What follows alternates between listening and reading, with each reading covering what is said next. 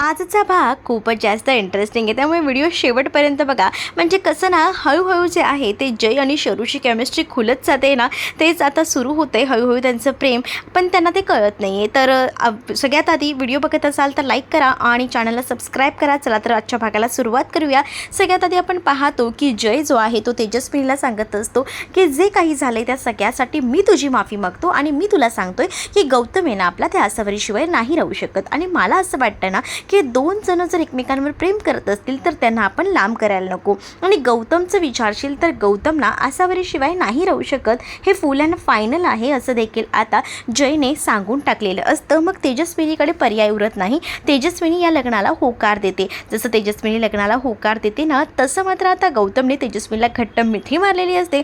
तर पमासुद्धा आता खूप जास्त खुश असते, कारण फायनली तेजस्विनी या लग्नाला तयार झालेली असते. शरूसुद्धा पमाला मिठी मारून रडत असते. त्यांचे हे आनंद अश्रू असतात आणि हे सगळं काही फक्त जयमुळे शक्य झालेलं असतं. त्यामुळे शरूचे डोळेसुद्धा पाणावलेले असतात आणि ती जयकडे बघत असते.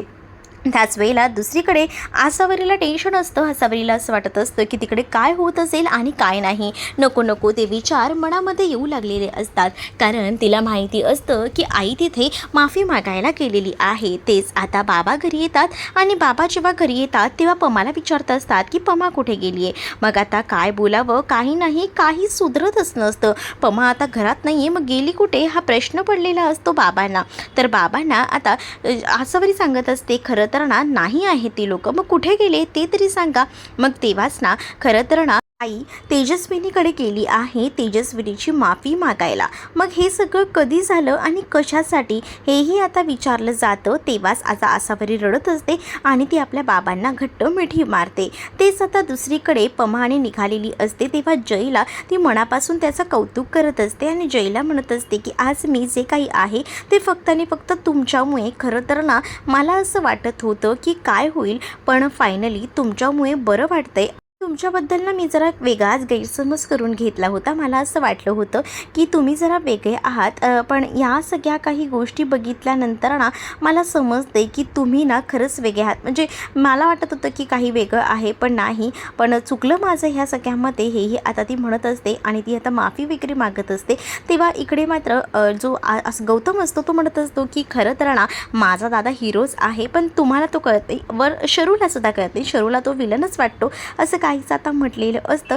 तेच आता दुसरीकडे पाहायला मिळत असतं की पमाला जय म्हणत असतो की तुम्हाला सोडायला गाडी पाठवतो, पण त्यावर पमा म्हणत असते की नको. आता जय आणि शरू समोरासमोर असतात आणि तेव्हाच ना आता जयला शरू म्हणत असते की जे काही झालं ते फक्त तुझ्यामुळे शक्य झालं. जय म्हणतो की बस झालं, पण आता लवकरात लवकर जावा आणि लवकर कामावर या, कारण कामावर उशीर झालेला मला चालणार नाही असं देखील त्याने आता सांगितलेलं असतं.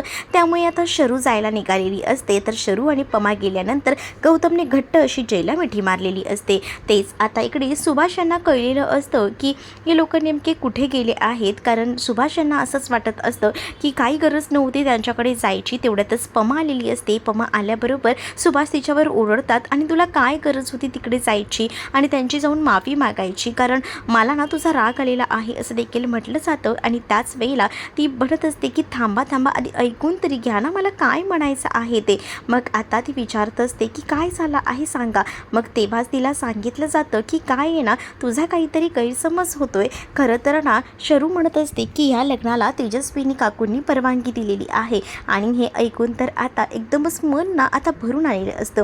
काहीच कळत नसतं की काय करावं ते. आणि ती आता एकटक ना आपल्या आईकडे बघत असते आणि शरू आता मिठी मारते. तर अनु आता खुश असते. अनु म्हणत असते की बघितलं का, मी तुम्हाला म्हटलं होतं ना की तो एक नंबरचा भारी आहे, म्हणजे त्याच्याबद्दल बोलावं तेवढं कमी आहे. जयबद्दल ती आता कौतुक करत बोलत असते. पमाने आता स्वामींजवळ हात जोडलेले असतात, कारण जे काही आहे ते फक्त स्वामींमुळे शक्य झालंय. सुभाष थोडा विचार करत असतात. तर सुभाषनं पमासुद्धा बोलवून घेते आणि आपल्या घरात पुन्हा एकदा आता सनई चौकडे वाजणार आहेत असं म्हणून ती सुद्धा खुश असते. तर इकडे तिघी जणी एकमेकींना जवळ घेतात, कारण फायनली आता सगळं काही त्यांच्या मनाप्रमाणे होत असतं आणि त्यामुळेच आता भारी वाटत असतं. तेच दुसरीकडे मात्र आता तेजस्विनीने जो काही लग्नाचा निर्णय घेतला आहे ना, ती गोष्ट कुठेतरी सुभाष यांना पटत नसते. त्यांना असं वाटत असतं की यामध्ये सुद्धा त्या बाईचं पण कधीही बदलू शकतं. तेव्हाच पमा म्हणत असते, मग एक काम करते मी ना, आपण ना त्यांना घरात जेवायला बोलवूया. म्हणजे कसं होतं ना, आपण जेव्हा इतरांना जेवायला बोलवतो तेव्हा आपण एकमेकांसोबत जेव्हा जास्त वेळ घालवतो तेव्हा समोरच्याला व्यक्तीला सुद्धा आपल्याबद्दलची ओढ वाटू लागते. जर जास्त वेळ बोललं तर त्याचा निर्णय तू बदलणार नाहीत ना. मग आपण जे काही आहे लग्नाचं देवाणघेवाणीचं बोलून घेऊया, असंही आता पमा सुभाष सुचवते. सुभाषला ही गोष्ट पटत असते. तेच आता दुसरीकडे आता जय आणि गौतम दाराबाहेर आलेले असतात. जय म्हणत असतो की आता घरात सगळं काही कळलंय तर आता लांब कशाला राहतोय, जा बिंदास जाऊन भेट, उलट तुझं स्वागतच करतील जावई आलाय म्हणून, असं जय म्हणतो. पण गौतम म्हणतो की नाही ना, अशी हळूच भेटायची एक मजा वेगळीच असते ना. तेव्हा आसावरी बाहेर आलेली असते आणि आसावरी आणि गौतम जेव्हा समोरासमोर असतात तेव्हा गौतमला ना आसावरीला मिठी मारायची असते. म्हणून तो जयला सांगतो की दादा टर्न कर. मग तेव्हा तो गौतमचं ऐकून जय टर्न मारतो तर इकडे आसावरी त्याला घट्ट मिठी मारते आणि नंतर त्याचा हात धरून त्याला आतमध्ये घेऊन जाते, जिथे स्वामींचा फोटो लावलेला आहे. स्वामींचा जिथे फोटो लावलेला असतो तेव्हा तिथे घेऊन जाऊन ती आता स्वामींना हात जोडून प्रार्थना करत असते आणि म्हणत असते की आज तुमच्यामुळे स्वामी हे सगळं शक्य आहे. आज जर तुम्ही नसला असतात ना तर काय झालं असतं, असं बोलून आता ना ती हात जोडत असते. तेच आता शरू बाहेरून येते आणि हळूच ना ती जयला घाबरवते. जय आपल्या मोबाईलमध्ये काम करत असतो, पण घाबरल्याबरोबर आता शरूला जे सुद्धा घाबरवायचं ठरवतो. तो म्हणत असतो की इथे बघ ती पांढऱ्या साडीवाली बाई आहे. मग ती म्हणते भूत वगैरे काय नसतं. ते जयने मागून येऊन तिला असा हात लावलेला असतो ना, त्यामुळे ती घाबरते आणि जयच्या डायरेक्टली मिठी देते. तेच आता काही जण जवळ आल्यावर बॅकग्राऊंडला खूप सुंदर असं रोमॅन्टिक सॉन्ग लागलेलं असतं आणि त्यानंतर शरू म्हणत असते की तू मुद्दामून मला घाबरवलंस ना, मला माहिती आहे, मला ना माहिती आहे भूत वगैरे काही नसतं यार. आणि तुला माहिती आहे का आता जे काही झालं आहे ना ते खरंच ना एकदम बढिया झालं, मस्त झालं आहे. म्हणजे मला ना आवडलं आहे. म्हणजे एकतर लग्नाला होकार दिला आहे आणि सगळ्या काही गोष्टी छान होत आहेत. आणि तू बघतोयस का समोर बघ ना, ते दोघंही जण किती छान लक्ष्मीनारायणाचा जोडा दिसतोय ना. तेवढ्यातच ना आता शरूने ना त्यांच्याच बागेतली काही फुलं जी असतात मोगऱ्याची, ती कळ्या ज्या आहेत त्या तोडून आणलेले असतात आणि ती आता जयला देत असते. जयला म्हणत असते की आमच्याच इकडच्या आहेत, घे, म्हणजे तुलाही बरं वाटेल. खरं तर ना या फुलांप्रमाणे अगदीच ना बहरून राहायचं असतं, हेही ती त्याला आता सांगत असते. आणि मग तिने दिलेली फुलं तोही आपल्या हातामध्ये घेतो. तेच आता जय आणि शरू गप्पा मारत असतात आणि तेवढ्यातच ना इकडे मात्र आता ते दोघंही जण म्हणजे आसावरी आणि गौतम समोरून चालत येत असतात. आणि तेव्हाच ना शरू जयचे आभार मानत असते, कारण आज जे काही आहे ते फक्त जयमुळे पॉसिबल झालेलं आहे. त्या दोघांनाही एकत्र चालत येताना बघून शरू म्हणत असते की बघ ना किती सुंदर जोडा दिसतोय ना, अगदी लक्ष्मी नारायणाचा. या दोघांनाही कोणाची नजर लागायला नको, खूप सुंदर दिसत आहेत हे दोघंही जण. मग तेव्हा दोघंही जण सरळ चालत येतात. तेच आता गौतमला म्हणत असते की काय मग तुम्हाला आता राहत नाही आहे का ताईशिवाय.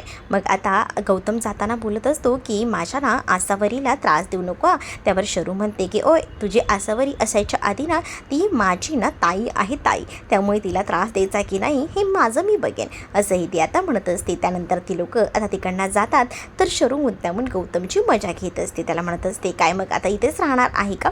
त्यानंतर ती बाय वगैरे बोलते आणि त्यानंतर गौतम गेल्यानंतर मुद्दामून शरू ना तिला त्रास देत असते आणि दोघी जणी मग आतमध्ये जातात. ते दुसरीकडे बिंदूला आता सांगत असते तेजस्वीने की उद्या परभांकडे जेवायला जायचे, पण माझा डाएट मी काही चुकवणार नाही आहे, तो डाएट तर मी कंप्लीट करणारच आहे, त्यामुळे जे काही हेल्दी आहे फूड ते सोबत घ्यायला विसरू नकोस. तर तेवढ्यातच तिकडे आता समायरा आलेली असते आणि समायरा जेव्हा येते तेव्हा तंतन तापत आलेली असते. समायरा म्हणत असते की मला ना खूप जास्त राग आलाय, तुम्ही त्या परभांकडे जेवायला सुद्धा जाणार आहात, तुम्हाला हे सगळं करताना जराही काही वाटत नाही आहे का हो. म्हणजे तुम्ही मला सांगितलं होतं की तुम्ही माझं लग्न गौतमसोबत लावणार आहे, मग आता काय झाले. मग ती जेव्हा आवाज चढवून बोलत असते ना तेव्हा मात्र आता इकडे असणारी तेजस्विनी तिला म्हणत असते की ओय शांत शांत बस, शांत बस, म्हणजे मला ना आवाज चढवून बोललेलं ना चालत नाही, तुला मी आधीच सांगते, असंही ती म्हणत असते. आणि त्यातच आता ती म्हणत असते की आता ती आसावरी जी आहे ती लग्न करून माझ्या घरी आली आहे का, नाही आली ना, मग कशाला एवढं हायपर होतेस, एवढा विचार करतेस, थांब ना जरा, सगळ्या काही गोष्टी होतील, तुला लग्न करायचं ना गौतमसोबत, मग मी आहे ना, काही झालं ना तरी ती बेगर घरातली मुलगी ना मी माझ्या घरात आणणार नाही आहे, म्हणजे नाही आहे, नको काळजी करूस तू, असं देखील आता इकडे असताना तेजस्विनी समायराला बोलत असते. तर एपिसोड कसा वाटला कमेंटमध्ये नक्कीच सांगा.